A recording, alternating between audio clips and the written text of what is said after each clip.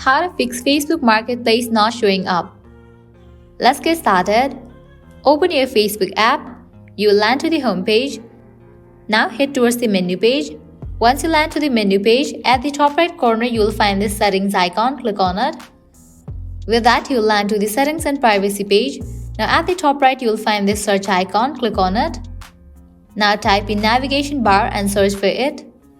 Now click on this option of customize the bar. Now over here you're gonna find two sections, available and hidden. Under hidden you might find the option of marketplace. You have to click on that drop down of hidden and set it to pin. Now you'll find marketplace option at the bottom over here. Likewise, heading towards next solution, close this.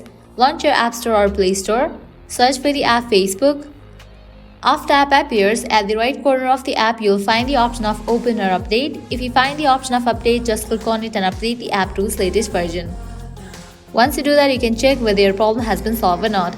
Heading towards last solution, launch your Facebook app.